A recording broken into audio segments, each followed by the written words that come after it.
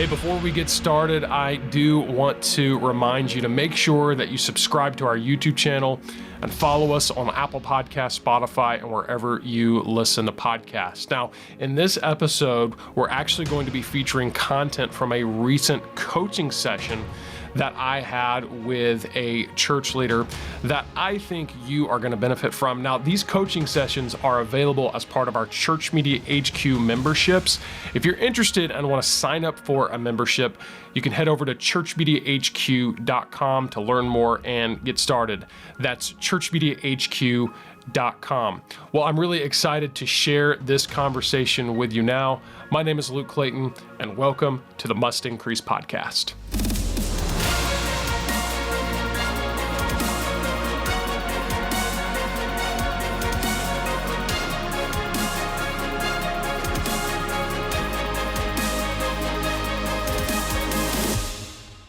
Well, I don't want to use social media just for the sake of engagement, just to be able to say, hey, look at how many people are following, look how many engagements we are.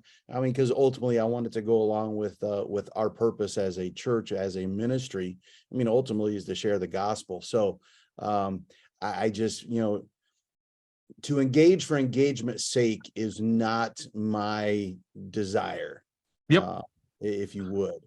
No, that makes sense. And we're on the same page there because I know people who, because of the nature of the type of business they have, they have to. Like, if they don't, their livelihood's in trouble, know. And there might even be some, if you were really trying to target a certain, a younger demographic, if you were saying, I want to get really intentional about young adults, or teenagers or whatever, I would say engagement is more relevant.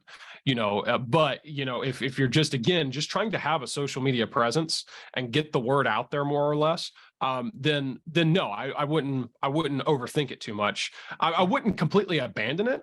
Like I said, maybe it's one of those things where maybe you just start once a week. Hey, once a week, I'll go and I'll check. And, if there was somebody who left a comment or asked a question, because that is one of the main things to consider is if somebody does direct message you or ask a question in the comments, that is something that's you don't want to leave them hanging. You want to get back to them. Right. So, it's not like it has to be this intensive thing where you're, on your phone all day or even checking it once a day. But yeah, maybe once, twice, 3 times a week, depending on how much, because it will also depend on how much content you're putting out. If you decide to put out, 2 to 3 posts a week, okay, well, maybe it's appropriate to try to engage 2 to 3 times a week, but if you're only going to do once a week, then maybe I'll just try to engage once a week. Maybe that's a good way to kind of measure how often you should be engaging. Okay. All right. With all that I've heard and so on. So what are we putting out there? Okay. Yeah, that's kind of where I was going to head next. Yeah. And so, because that was based on what you're telling me, like I said, I wouldn't completely rule out doing anything with Reels. That's just going to require more on your end, thinking it through, talking with your people, if you will, and seeing what you guys could possibly develop there. So I'm going to kind of pin Reels, as effective as they could potentially be. I'm going to pin that.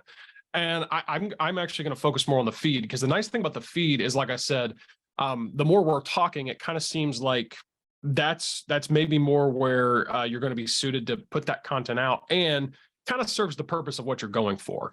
It's just to put helpful content out there regardless of engagement. Yeah.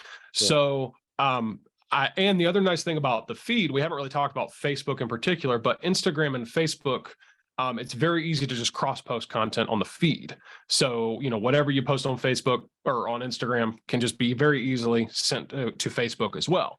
And so that's always where I'm like, hey, if you're starting somewhere, it's great to start there. And also it can just be an image. It doesn't have to be video content. Just be an image, nice graphic. So the main thing that I like to encourage churches about what they're going to post in their feed is, don't turn your feed into a billboard for your church. In other words, don't let the only time you're posting be to call somebody to action, in a way of hey, we've got VBS coming up. Not to say that you wouldn't do that, but in sales and marketing, they have they call it the jab, right hook approach, which really should be more like jab, right hook approach, which is, we're going to offer valuable content, valuable content, valuable content. And and anybody, some will tell you for every 5, some will tell you for every 10, but for every 5 to 10 pieces of just valuable content that we provide, no strings attached, we're going to do that right hook that actually says, oh, and we have something for you that we'd like you to consider buying from a sales perspective. Here's the sale.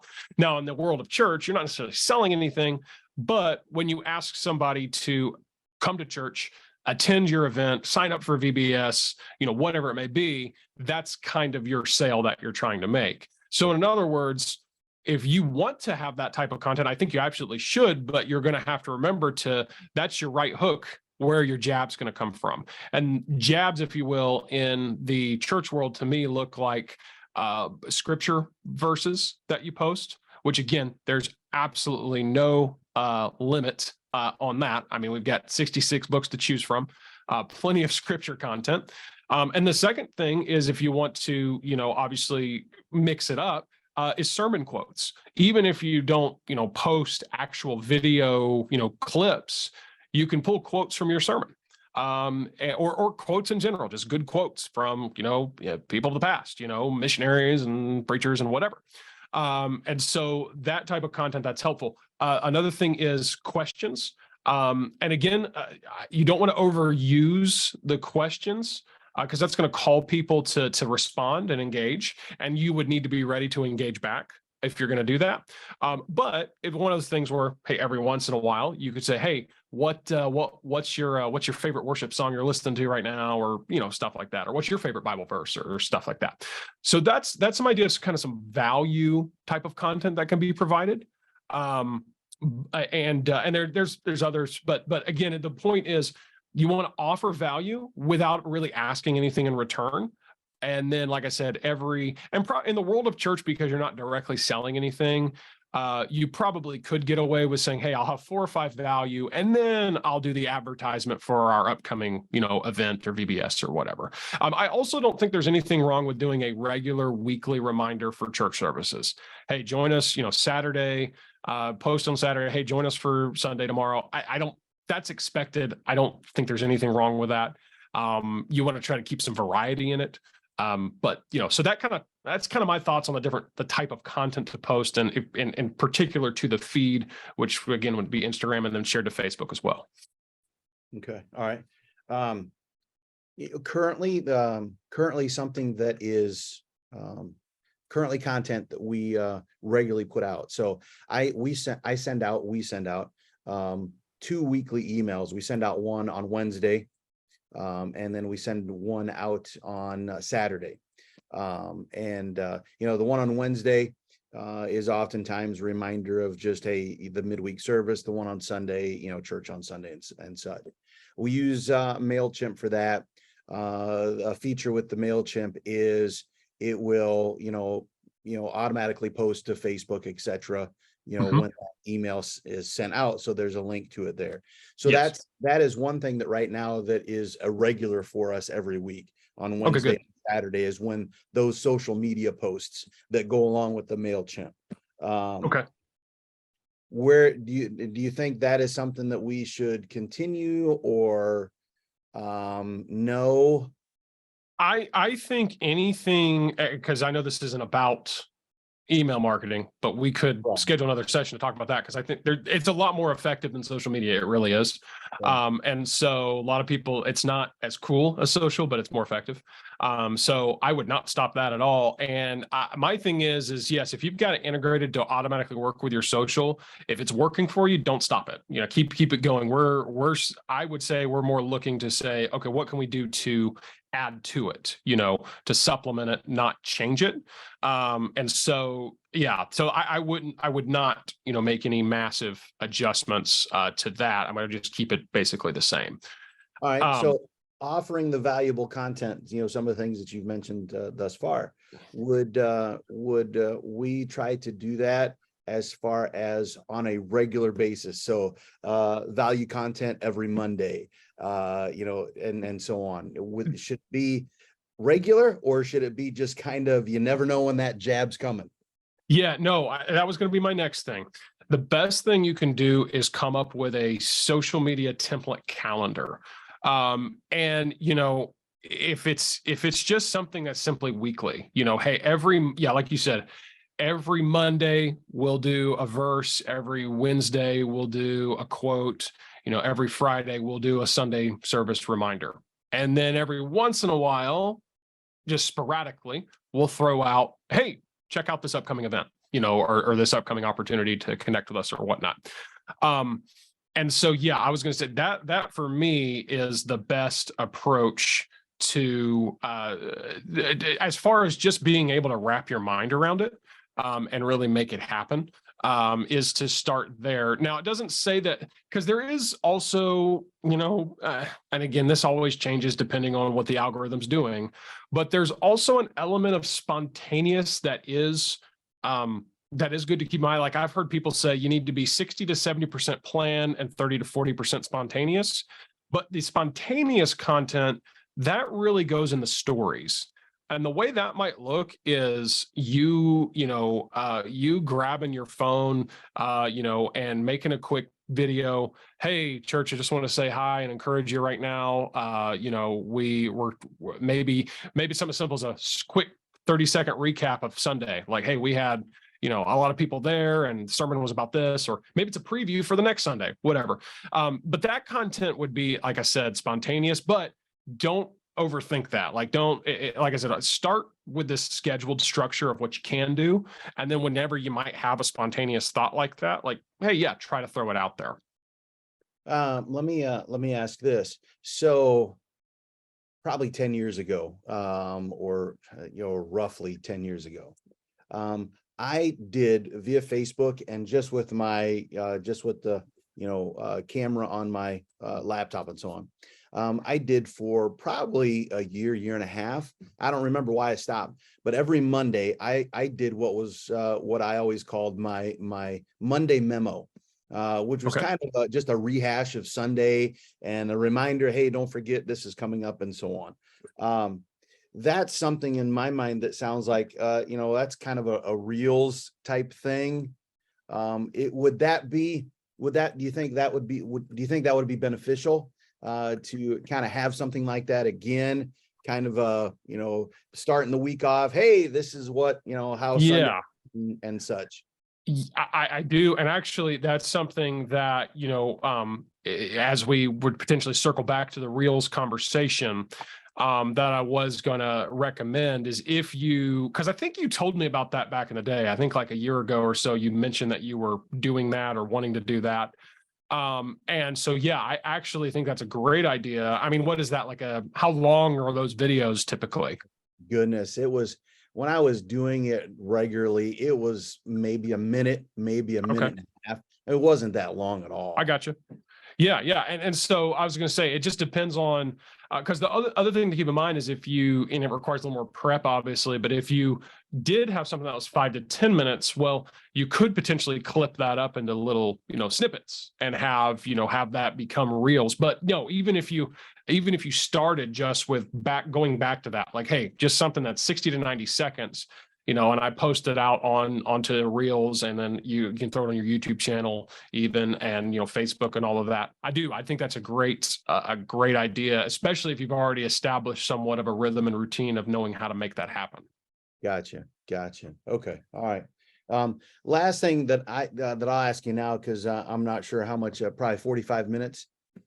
Yeah, I was going to say I got about 4 to 5 minutes left here. All right. So let me ask you this. YouTube probably the best place to post video? Well, I wish that were the case, and it's the best place for as of right now. Again, it's always changing. It's the best place right now for anything that is.